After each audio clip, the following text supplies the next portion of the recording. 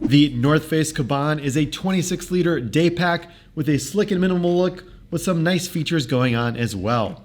I'm Tom, founder of Pack Hacker, your guide to smarter travel. If you're new to the channel, consider subscribing and hitting that bell icon to receive notifications whenever we post a new video. We've been testing the North Face Kaban for just over 2 weeks in Detroit, Michigan. Make sure to head over to packhacker.com to see the full written review, as well as the best buying options that you can use to support the channel at no additional cost to you. We'll leave a link for that in the description below. Let's jump in.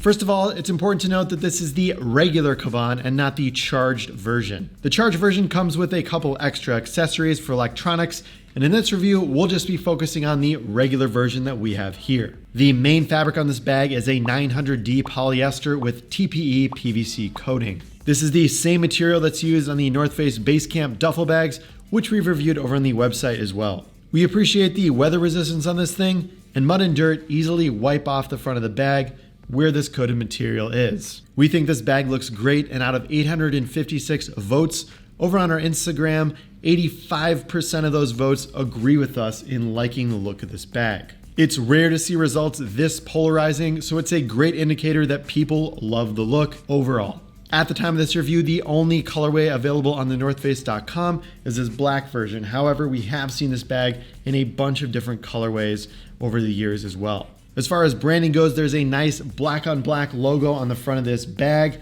and then there's a similar North Face logo on the front shoulder strap as well. Wrapping up the rest of the materials on this bag, we have durable YKK zippers that are a little bit jingly. Also, we have Nifco hardware, which we've had solid experiences with in the past. Kicking it off with the harness system, let's see what's going on for this 26-liter Daypack. The straps themselves have a nice density to them. They're not necessarily soft, there's not a lot of padding, but I think for a Daypack of this size, it's certainly enough, it's comfortable, and the density is very high on this foam, which we always look out for when it comes to comfort on shoulder straps. There's no mesh on the back of the straps for airflow, so just note that. Moving on down, we have an adjustable sternum strap on a rail that's really easy to get it into a position where it's comfortable for you. We like that the sternum strap is covered with that 900D polyester, and it has kind of a stay on the front of it, which makes the fabric get out of the way easily when you're adjusting that strap.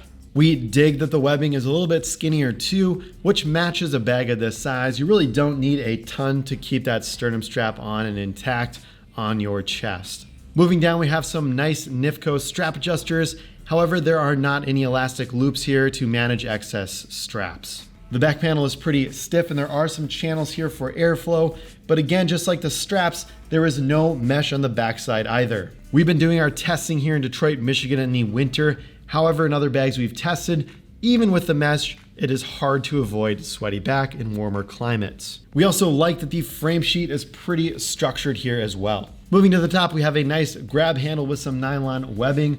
We like that it's folded over to add a little bit of cushion, and we like that you can see this orange-yellow liner on the inside, which is a bit of a preview for later when we get into the main compartments of the bag. Moving on to the water bottle pockets, they are nice and look great. However, there's no stretch to them, which means the utility just isn't really there. Water bottles will fit inside decently. However, they do cut into the main capacity of the bag, so keep that in mind if you're planning to fill this bag up completely. At the bottom of the bag, there is a small lash loop for a bike light or a carabiner. It's not super noticeable if you're not using it, but it is there if you choose to utilize it. The last external feature on this bag are two nylon loops at the top here, kind of hiding behind this excess fabric. If you pull those out, they're yellow in color. If you want to hang a carabiner clip or other accessories there, they're totally great for that. And we love that they are hidden behind this flap. It keeps a nice streamlined look while still giving the bag some functionality.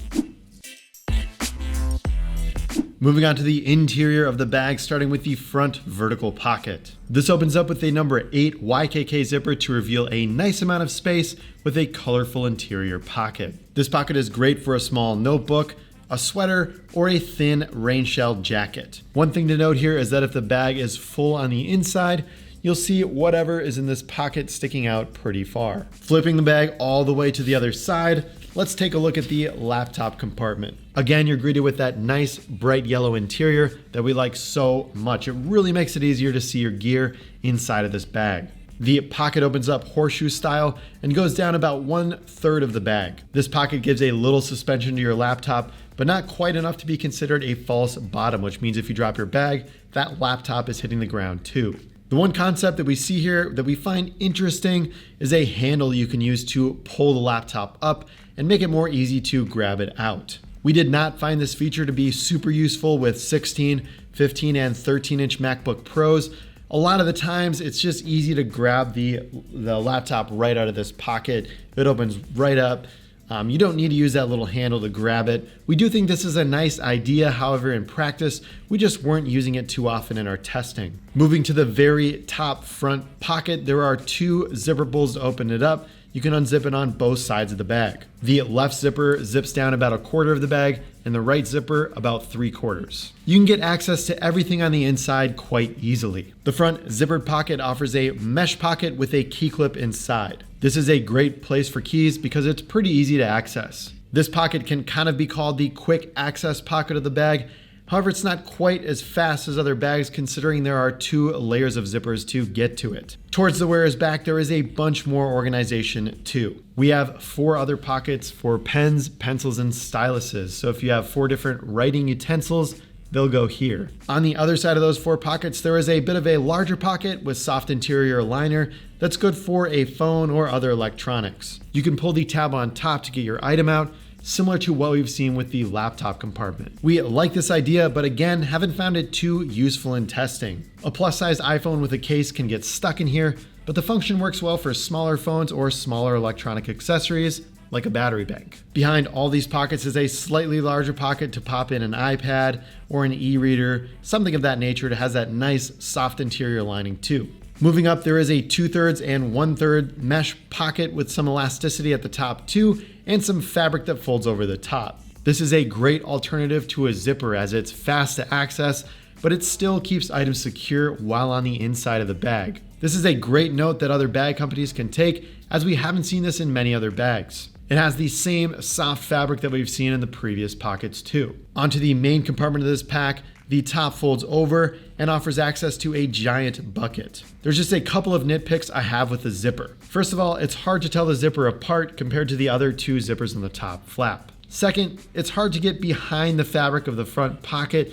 In order to get access to this zipper, it kind of just disappears behind that fabric welt, and there's not a big zipper pull to grab. The zippers also jingle around a lot, making them a bit noisy, and it's especially noticeable if you have a tall metal water bottle in the water bottle pocket that metal zipper is just clanking against. One thing to note on the large bucket opening style here is that it's going to do really well with organizers and pouches and larger items. Smaller items will easily fall to the bottom and get lost. And with a compartment like this, it's pretty much a what you see is what you get situation.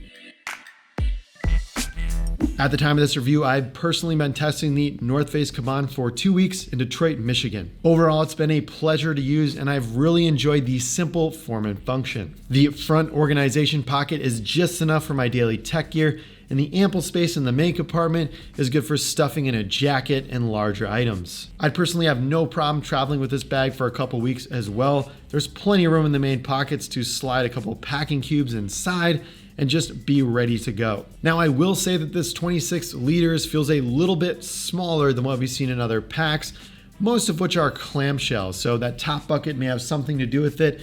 You know, it doesn't fully open up like we've seen in other bags, but it does feel a little smaller than other 26 liter packs. In the 2 weeks of testing, there's not a ton to cover on durability either.